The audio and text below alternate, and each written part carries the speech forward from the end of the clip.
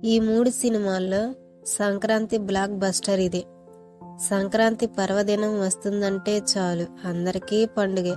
ప్రధానంగా సినీ పరిశ్రమకు చెందినవారు తమ సినిమాలను సంక్రాంతికి విడుదల చేయాలని, భారీ కలెక్షన్లను కొల్లగొట్టాలనే ప్రణాళికలో ఉంటారు. సంక్రాంతి సెలవులు ఉంటాయి కాబట్టి సినిమాకు పర్వాలేదు అని టాక్ వచ్చిన ఆ కలెక్షన్లతో బయటపడొచ్చనే భావనలో నిర్మాతలుంటారు. అయితే టికెట్ ధరలు అధికంగా ఉండడంతో కుటుంబంతో సహా ఎవరూ థియేటర్లకు వచ్చే పరిస్థితి కనబడడం లేదు.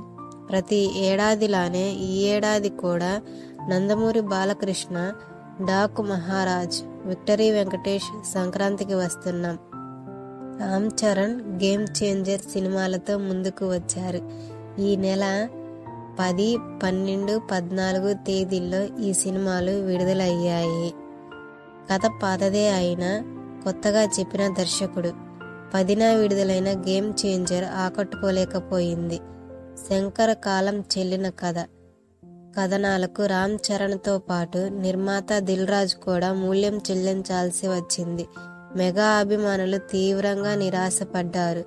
అయినా శంకర్ మాత్రం తాను తీసిన కథ 5 గంటలు వచ్చిందని, నిడివి వల్ల కట్ చేయాల్సి వచ్చిందని చెబుతున్నారు. థియేటర్లన్నీ ఖాళీగా కనబడుతున్నాయి. మొదటి రోజు 186 కోట్లు వసూలు చేసినట్లు చిత్ర యూనిట్ ప్రకటించింది. అప్పన్న పాత్ర మినహా సినిమాను శంకర్ తన స్థాయిలో తీయలేకపోయారు. 12వ తేదీన విడుదలైన డాకు మహారాజ్ సినిమా కథ పాతదే అయినా కొత్తగా చెప్పాడు దర్శకుడు బాబీ. కథలు అందుబాటులో లేనప్పుడు కొత్తగా చెప్పడానికి ప్రయత్నించాడు. బాలయ్యను చాలా స్టైలిష్గా చూపించడం, ఎలివేషన్లు, యాక్షన్ సన్నివేశాలను కలిసి అభిమానులకు సంక్రాంతి పండగలా అనిపించింది. బాలయ్యను విభిన్నంగా చూపించడంలో బాబీ విజయవంతమయ్యాడు. ద్వితీయార్థంలో తడబడ్డ అనిల్. 14న విడుదలైన సంక్రాంతికి వస్తున్నాం సినిమా ఆద్యంతం కామెడీతో ఆకట్టుకుంది.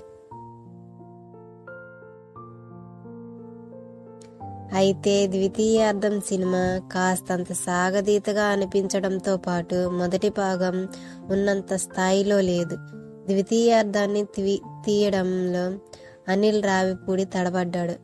హాస్యం ఆకట్టుకునే స్థాయిలో లేకపోవడంతో పాటు థియేటర్ నుంచి బయటకు వచ్చిన తర్వాత కూడా గుర్తుపెట్టుకునేంత హాస్యమైతే లేదు. వెంకీ కామెడీ టైమింగ్ బాగుంటుంది.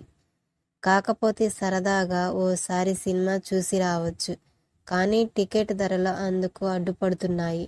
ప్రభుత్వాలు ఇకనైనా మారి టికెట్ ధరలను పెంచుకునేందుకు అనుమతి ఇవ్వకుండా సామాన్యులకు ఎంటర్టైన్మెంట్గా ఉన్న సినీ రంగాన్ని దూరం చేయొద్దని సినీ విశ్లేషకులు వ్యాఖ్యానిస్తున్నారు.